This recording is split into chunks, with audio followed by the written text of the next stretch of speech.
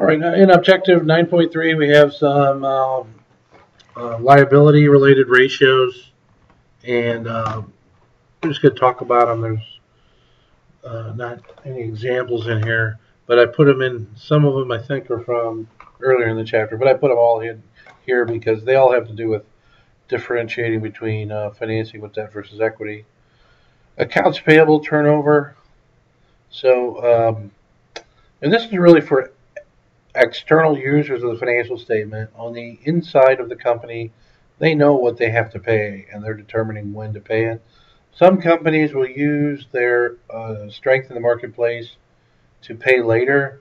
So, like a Walmart may pay very, very slowly because they know that their suppliers, many of their suppliers, the Walmart's their largest customer, and they'll use that market power. So this looks like the day sales and receivable kind of. So you have your cost of goods sold over your average accounts payable. What's the inverse of it?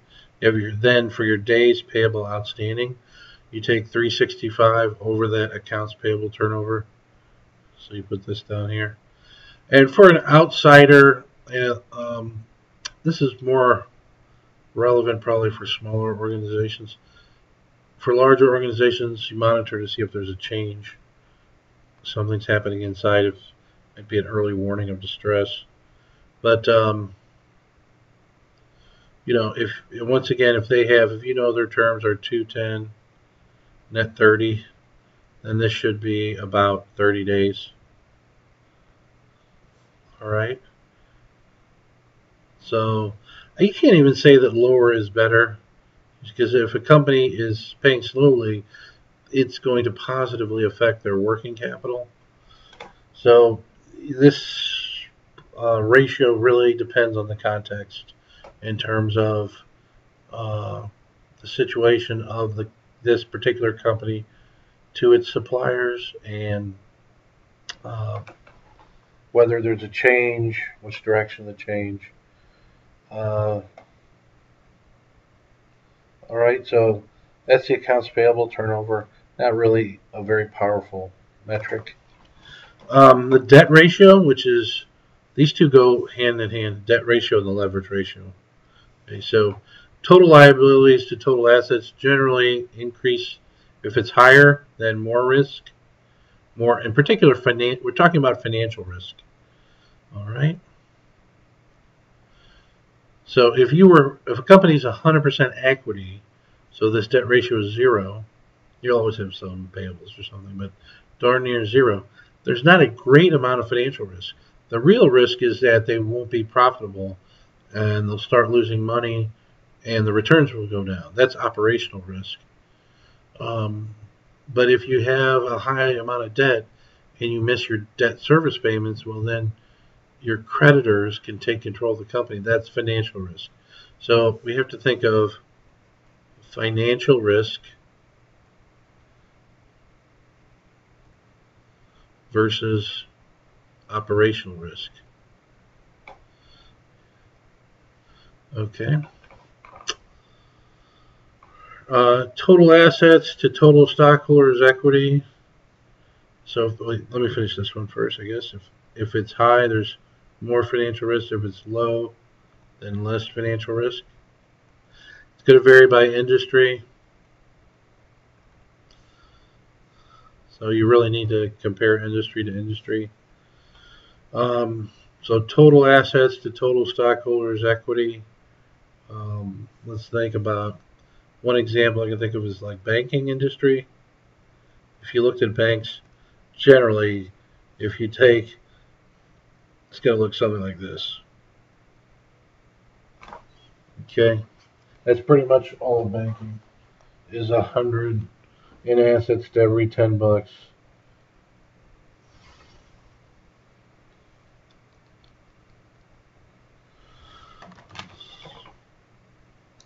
Oops. So this is 10 times, and actually it's probably nearer to 8. So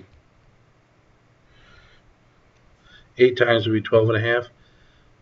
Interesting, they said some of the, it was reported in the financial press, you go back and look at it, some of the Investment banks, so this is commercial. I'm talking about commercial banking, like Bank of Edwards banks. Investment banks were 30 times levered, so their financial risk was enormous. Okay, so if this goes up, there's more financial risk. This goes down, there's less financial risk. And once again, this is the kind of thing where it goes industry by industry, and you'd want to watch for changes. Evidently, they didn't do that to investment banks. They didn't monitor that too closely. By they, I mean the market and the regulator. Sometimes this is referred to, leverage ratios referred to as gearing. Okay, so it's amplifying the returns to equity, but it's also amplifying the risk to stockholders. The possibility that they may not be able to make their payments, they might hit an operational hiccup or a bump in the road, and then may not be able to make debt payments. Here's a useful ratio for lenders and for people inside corporations to understand their own lending capacity, and it's called the times interest earned ratio. You take operating income over interest expense. So think about this. You have revenue, sales, general, and administrative expense. And then you have operating income. Okay. And then you would have interest expense, income before taxes, before income taxes. And then you would have, whoops, put my line in the wrong place.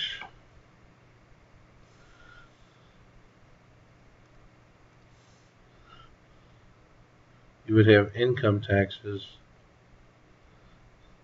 and then net income.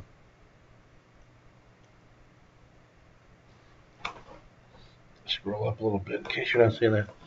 So revenue, SG&A, operating income, then interest expense, then income before taxes, add those two together, income taxes and net income.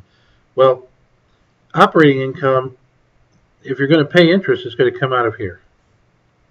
Okay, so what this is getting at is, let's say you have operating income of 100 and you're paying interest of 50. Well, then you have 2 times. Okay,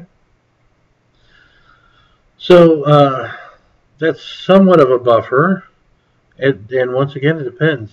Are you always at 100 and you're growing like 100, 102, 104, very steady? Or are you in the kind of industry where it goes 100 down to 50, up to 75, 110 down to 40?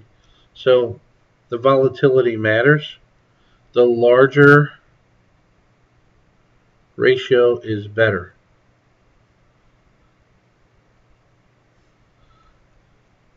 Okay, anything close to 1 is super risky. All right, if you have a times interest that's 3, 4, 5 times, you're in great shape. You can continue to run as a low risk operation, or where you have opportunities, you would have capacity to borrow. Okay. All right, so that should be it for these liquidity ratios and comparing equity versus debt. I guess actually one last thing in terms of, for those of you who might end up more with regional or smaller firms where as a management team you'll have to sometimes contribute to these decisions, as opposed to larger organizations where it would only be if you're in treasury or you're in the controller function typically, specifically. Generally, a smaller company that can produce good financial statements and is seeing growth opportunities, the best thing to do is to establish a relationship with a bank, produce high quality financial statements, understand what targets you need to hit to qualify for that bank lending. Bank lending is the gold standard for companies. If you're a small company and the corporation can get bank loans without an endorsement or backing from a personal individual like an owner, um, that company becomes marketable and will have an ability to be sold with that line of credit from a bank. Bank funding is by far the cheapest source of funding available for growth.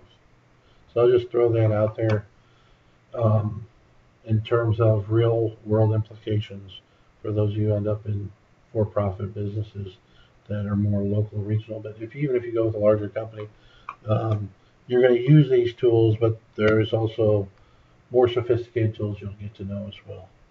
But these basic tools actually go a very long way to helping smaller firms establish credit. They're useful right out of the gate. Even the larger companies will monitor these things, but they'll have these tools and others.